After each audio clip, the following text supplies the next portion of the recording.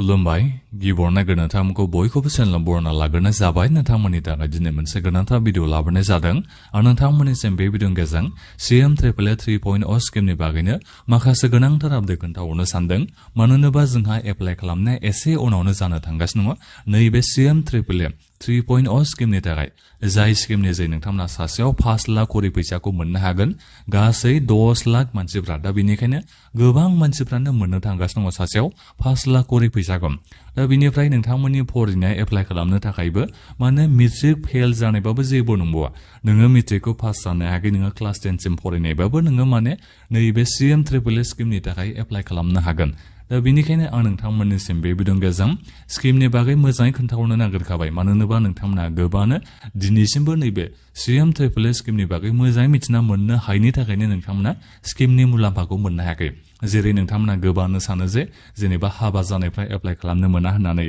गोबाङानो नोंथांमोना सानो हिन्जावसाफ्रा एप्लाइ खालामनो मोना होननानै एलिजिबिलिटि क्राइटेरियाखौ फुलफिल खालामा होननानै नोंथांमोना गोबाङानो सानो नाथायबा बेबादि नङा नोङो हिन्जावसानो जा हौवासानो जा हाबा जानायानो जा हाबा जायियानो जा नोंथांमोना गासिबो नैबे CMAAA स्किमनि थाखाय एप्लाइ खालामनानै सासेयाव 5 लाख फैसाखौ मोननो हायो दा बेनिखायनो जाहाथे नोंथांमोना गासिबो सासेयाव 5 लाख करि फैसाखौ मोननो हायो दा बेनि थाखाय बे भिडिअखौ जोबजासिम नायनानै लाबानो जाबाय मानो होनोबा जोंनि नैबे एप्लाइ खालामनायाबो नैबे आगष्ट सेप्तेम्बर मासावनो जोंहा जानो थांगासिनो दङ दा जिखियानो जाया मानो आं नोंथांमोननिसिम बे भिडिअनि गेजेरजों मोजाङै खोन्थाहरनो नागिरखाबाय जे नोंथांमोना मा मा डकुमेन्ट्सखौ होनो नांगोन सोरबादिया एप्लाइ खालामनो हागोन एलिजिबिलिटि क्राइटेरिया बिनि बागै पुराय खोन्थाहरजोबनो नागिरखाबाय जाहाथे नोंथांमोना गासिबो सासेयाव 5 लाख करि फैसाखौ मोननो हायो दा बेनिफ्राय आंनि नोंथांमोननिसिम मोनसे खावलायनायबो थागोरबाय गिबियावनो गासिबो नोंथांमोना चेनेलखौ साबस्क्राइब खालामनानै लाग्रोलायनानै जाहाथे नोंथांमोना बेबादिनो स्किमफोरनि आपडेटखौ बे चेनेलनि गेजेरजों मोनबाय थानो हायो दानिया आं नोंथांमोननिसिम फारि फारि खोन्थाहरनोसै जोंहा दाख्लै बावै एसे सिगाङाव नटिस बेबादिनो ओंखारना फैदोंमोन नैबे CMAAA 3.0 नि थाखाय नोंथांमोना बिथिं खारबाय थानायखौ नुदों जानांगौ नै आं नोंथांमोननिसिम बेखौ एसे नेनानै खोन्थाहरनो सानदों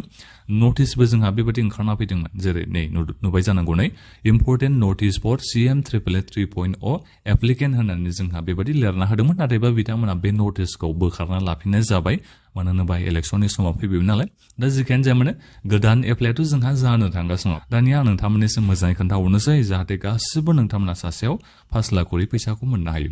दा गिबियावनो एलिजिबिलिटि क्राइटेरियायाव जोंहा बेहाय लिरना होनाय दङ जे नोंथांनि बैसोआ बेसेबां जानाय जानांगोननो खमथारबाबो 28 बोसोरा जाथारनाय जानांगोन नोङो जुदि 28 बोसोर जाबायबा एबा 28 बोसोर बैसोनि नोंथांनि बैसोआ जाबायबा नोङो एप्लाइ खालामनो हाबाय दा बिनिफ्राय बेसेबां बोसोर बैसोनि सिमा नोंथांमोना एप्लाइ खालामनो हागोन 45 बोसोर बैसोनि सिमा नोंथांमोना एप्लाइ खालामनो हागोन नोङो हिन्जावसायानो जा हौवासायानो जा हाबा जानायानो जा हाबा जायियानो जा जुदि नोंथांनि बैसोआ 28 बोसोर जाबायबा एप्लाइ खालामनो हाबाय बेसेबां बोसोर बैसोनि सिमा एप्लाइ खालामनो हागोन 45 बोसोर बैसोनि सिमा नोंथांमोना एप्लाइ खालामनो हागोन दा बेनिखायनो गोबां नोंथांमोना मानसिफ्रानो माने एप्लाइ खालामनो हागोन आरो सासेयाव 5 लाख करि नोंथांमोना फैसाखौ मोननो हागोन दा बिनिफ्राय नोंथांमोननि फरायनाया बेसेबां जानाय जानांगोन एप्लाइ खालामनो थाखाय जायफोर बिथांमोना जेनेरेल केटेगरियाव गोलैयो दा बिथांमोना खमथारबाबो मेट्रिक पासखौ जाथारनाय जानांगोन अब्लासो बिथांमोना एप्लाइ खालामनो हागोन नाथायबा जों बर'फ्राथ' ST आवनो गोलैयो नङा होमबा दा बेनिखायनो जोङो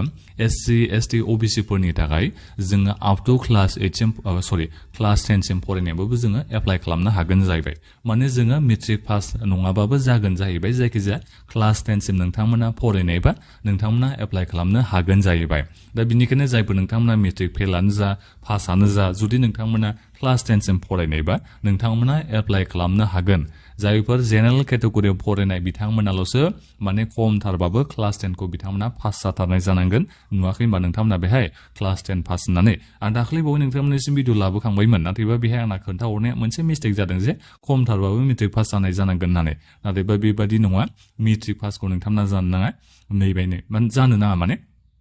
माने आं बेहाय जानो नाङा होननायखौ नोंथांमोना गाज्रि साना जेनेबा बेबादि नङा मेट्रिक पास नंबाबो नङाबाबो नोंथांमोना एप्लाइ खालामनो हागोन बेखौल' नोंथांमोना बुजिनानै लाबानो जाबाय आप टु क्लास 10 सिम फरायनाय होननानै जोंहा बे लिरनानै होदों नालाय SC ST OBC नोंथांमोना जायखिजाया माने क्लास 10 सिम फरायनायबानो नोंथांमोना एप्लाइ खालामनो हागोन जाहैबाय नोङो पासआनो जा फेलानो जा बेजों जेबो लोब्बा गैया नोङो जायखिजाया क्लास 10 सिम फरायनायबा नोङो एप्लाइ खालामनो हागोन जाहैबाय दा बेखौ नोंथांमोना निस्सय बुजिनानै मोनबाय जानांगौ दा बिनिफ्राय नोंथांमोना जायखिजाया मोनसे नङा मोनसे खामानिखौथ' दायो मावगासिनो दं जानो हागौ जेरै कारपेन्टारानो जा जेरै बिउटिसियानो जा जायफोर नोंथांमोना बिउटि पार्लारफ्राव खामानि मावो बायदि बायदि नोंथांमोननो स्किलाथ' थाखागोन निस्सय बिनिफ्राय प्लाम्बारानो जा बिनि अनगायैबो मिस्ट्रिनि खामानियानो जा फट'ग्राफारानो जा बायदि बायदि जोंहा बे केटेगरि दङ आं बिनि बागै नोंथांमोननिसिम एक्सट्रा भिडिअ लाबोगोन दा जायखिजायानो नोङो बबेखौ नोङो सेलेक्ट खालामनानै एप्लाइ खालामनो नागिरा मानो नोङो बेखौ एप्लाइ खालामनो हायो बेखौ नोंथांमोना टेनसन लाना जायखिजाया गावबागावनि सुबिदा बायदि जायनि बागै नोंहा एसेफोर नलेजआ दङ बेखौ नोंथांमोना सेलेक्ट खालामनानै एप्लाइखौ खालामबानो जाबाय जेरै हिन्जावसाफ्रा जुदि बिउटिसियान एबा बिउटि पार्लाराव जायखिजाया नोङो खामानि मावोबा बिनि अनगायैबो बायदि बायदि नोंथांमोननि थाखाय दङ आं बिनि बागै नोंथांमोननिसिम खोन्थाहरगोन नोंथांमोना बबेखौ सेलेक्ट खालामोबा नोंथांमोना सेलेक्सनखौ थाब मोननो हागोन मानो होनोबा जाय मोनसे माबाखौ साबजेक्टखौ सेलेक्ट खालामगोन ना बेहाय गोबाङानो जुदि सेलेक्ट खालामजोबोबा माने बेहाय मोननाया फैसाखौ मोननाया एसे चान्सआ खम जाहैयो दा बेखौबो आं नोंथांमोननिसिम एसे उनाव खोन्थाहरगोन बेफोरनि बागै डिटेल्सै नोंथांमोना टेनसन लाना चेनेलखौल' साबस्क्राइब खालामनानै लाबानो जाबाय दा बिनिफ्राय बेहाय जोंहा बुंदों गोबां खामानि दामानि मावनायनि थाखाय नोंथांमोना फैसाखौ मोननो हायो आं बिनि बागै खोन्थाहरगोन गोबांथार दङ लिस्टआव दा बेवहाय नोंथांमोननिसिम बेहाय जोंहा लिरनानै होदोंनै नोंथांमोननि बेंक एकाउन्टआ थानाय जानांगोन माने गावबागावनो बेंक एकाउन्ट थानाय जानांगोन बे बेंक एकाउन्टआ आधारजों लिंक थानाय जाबानो जाबाय आरो बेनिफ्राय जुदि नोंथांमोना सिगाङाव बेंकफोरनिफ्राय लन लानानै डिफल्टार जाबायबा एबा होनो हायै नोंथांमोना जानानै दङबा एबा जाबायबा नोंथांमोना बे स्किमनि थाखाय एप्लाइ खालामनो हानाय नङा बेखौबो नोंथांमोना मिथिना लाबानो जाबाय गावबागावनो मोनसे बेंक एकाउन्ट थानाय जानांगोन आधारजों लिंक थानाय दा बिनिफ्राय नोंथांमोना सिगाङाव बेंकफोरनिफ्राय लन लानानै जुदि डिफल्टार जानायबा नोंथांमोना एप्लाइ खालामनो हानाय नङा जेनेबा लनखौ लानानै होनो हायै जानानै दङबा नोंथांमोना एप्लाइ खालामनो हानाय नङा दा बेखौल' नोंथांमोना मिथिना लाबानो जाबाय दा बिनिफ्राय दा नोंथांमोना बेहाय नुदों जानांगौ नै न'खरसेयाव सासेल' मानसिफ्रा नैबे स्किमनि थाखाय एप्लाइ खालामनो हागोन न'खरसेयावनो सानै मानसिफ्रा नैबे CMAAA स्किमनि थाखाय नोंथांमोना एप्लाइ खालामनो हानाय नङा दा बेखौ निस्सय नोंथांमोना मिथिना मोनबाय जानांगौ नै दा बे स्किमखौ नोंथांमोना मिथिखाबाय आं दहायनो मा होनदों नोङो हाबा जानायानो जा हाबा जायियानो जा नोङो हिन्जावसायानो जा हौवासायानो जा गासिबो नोंथांमोना एप्लाइ खालामजोबनो हायो नाथायबा न'खरसेयाव सासेल' मानसिफ्रा नोंथांमोना एप्लाइ खालामनो हागोन जायखिजाया नोंथांमोननि न'खराव सोर एप्लाइ खालामो नोंथांमोना जायखिजाया खालामबानो जाबाय दा बिनिफ्राय एमप्लयमेन्ट एक्सचेन्जखौ नोंथांमोना बानायना लाथारनांगोन दै एमप्लयमेन्ट एक्सचेन्जखौ नोंथांमोना रेजिस्ट्रेसन खालामना लाथारनांगोन अब्लासो एप्लाइ खालामनो हागोन दा बे एमप्लयमेन्ट एक्सचेन्जखौ नोंथांमोना माबायाव अफिसियेल वेबसाइटआव फैनानै वेबसाइटनि नामखौ बावलायलांबाय आं दा जिखियानो जाया मानो आं नोंथांमोननिसिम वेबसाइटनि नामखौ भिडिअनि माबायाव डिसक्रिपसनाव होनानै दोनदों नोंथांमोना बेहाय थांनानै एमप्लयमेन्ट एक्सचेन्जखौ दानो बानायनानै लाहैखाबानो जाबाय नोंथांमोननि बे एमप्लयमेन्ट एक्सचेन्जआ भेलिड थानाय जानांगोन जुदि बे एक्सपायार्ड जाबायबा बे जानाय नङा नोंथांमोना बेखौ बानायना लाथारनांगोन अब्लासो नोंथांमोना एप्लाइ खालामनो हागोन जाहैबाय बे एमप्लयमेन्ट एक्सचेन्जखौ नोंथांमोना फ्रियावनो बानायना लानो हायो आं सिगाङावबो नोंथांमोननिसिम भिडिअ लाबोखांबायमोन एमप्लयमेन्ट एक्सचेन्जखौ बोरै खालामनांगौ बेफोरनि बागै दा जिखियानो जाया मानो एमप्लयमेन्ट एक्सचेन्जखौल' नोंथांमोना बानायना लाबानो जाबाय अनलाइनै नोंथांमोना जेरावबो थांनांगौनि गोनांथि गैया अब्लानो नोंथांमोना एप्लाइ खालामनो हागोन दा इलिजिबिलिटि क्राइटेरियानि बागै नोंथांमोना मिथिना मोनजोबनो हाबाय दानिया फैदो मा डकुमेन्टस नोंथांमोना होनो नांगोन दा आइडेन्टिटि एबा एड्रेस प्रुफ हिसाबै नोंथांमोना भटार आइडि नङाबा आधार कार्ड ड्राइभिं लाइसेन्स जायखिजाया नोंथांमोना मोनसे डकुमेन्टसखौ होबानो जाबाय आइडेन्टिटि एबा एड्रेसनि प्रुफ हिसाबै फरायनायनि बागैथ' नोंथांमोना मिथिखाबाय नोंथांमोना मेट्रिक पास बा मेट्रिक पासनि सार्टिफिकेट मेट्रिकसिम फरायनायबाबो नोंथांमोना जायखिजाया डिटेल्सखौ होबानो जाबाय जायखिजाया फरायनायनि मोनसे नङा मोनसे प्रुफखौ नोंथांमोना होनो नांगोन दा बिनिफ्राय नोङो बेंकनि पासबुकखौ नोंथांमोना होनो नांगोन बहाथो बोरै फैसा हाबनो बेंकनि पासबुक होआबा नङा होमबा दा बेंकनि पासबुकआ नोंनि नामा एखे जानाय जानांगोन बेंकनि पासबुकआव जेरैबायदि नोंनि नामा दङ दा बिनि डकुमेन्टसआव जाखिनि जा नोङो आधार कार्ड भटार आइडि कार्ड होगोन दा बेफोरनि नामाबो एखे थानाय जानांगोन नोंनि नामा बेफोरावबो आरो अब्लासो नोंथांमोना फैसाखौ मोननो हागोन बेखौबो मिथिना लाबानो जाबाय पान कार्ड नोंथांमोना होनो नांगोन एमप्लयमेन्ट एक्सचेन्ज रेजिस्ट्रेसन कार्ड नोंथांमोना होनो नांगोन डकुमेन्टसा दा बे एमप्लयमेन्ट एक्सचेन्जखौ नोंथांमोना टेनसन लानो नाङा अनलाइन नोंथांमोना एप्लाइ खालामबानो जाबाय लोगो लोगो नोंथांमोना एमप्लयमेन्ट एक्सचेन्जखौ मोननो हायो बेखौथ' जेबो टेनसनानो लानांगौनि गोनांथि गैया दा एप्लाइखौ नोंथांमोना अनलाइन एप्लाइ खालामनो हायो जेरावबो नोंथांमोना थांनांगौनि गोनांथि गैया अनलाइन नोंथांमोना एप्लाइ खालामबानो जाबाय अब्लानो नोंथांमोननि बे एप्लाइआ एप्रुभ जागोन दा बिनि उनाव इन्टारभिउ लानाय जायो बेखौ नोंथांमोना मिथिना लाबानो जाबाय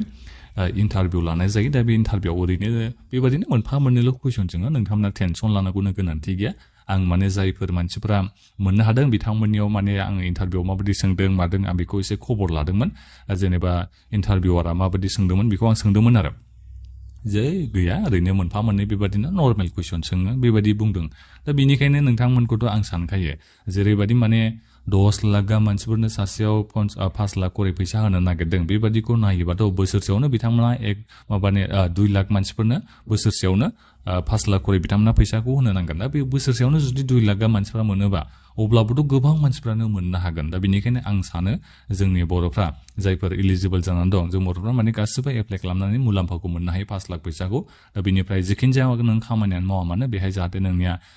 खामानियाव होयो जाहाथे नोंथांमोना आरो गोजौ फारसे आवगायनो हायो बेनि थाखायबो आं नोंथांमोननिसिम बेखौ एप्लाइ खालामनो थाखाय खावलायथारबाय दे एप्लाइ खालामनाया एसे उनावनो जानो थांगासिनो आदारा बेंक एकाउन्टजों लिंक थाथारनांगोन बेखौबो मिथिना लाबानो जाबाय जुदि डिबिटि स्किमनि जै बिथांमोना फैसाखौ सोयोबा सिगाङावथ' चेक बायदिसिना होदोंमोन अब्लाबो उनावहाय बेंकआवसो फैसाखौ सोनाय बेबायदि खोनानै लाङो आरो सोलायलांबाय थायो दा बेनिखायनो लिंकखौ खालामना लाथारबानो जाबाय गावबागावनि बेंक एकाउन्टखौ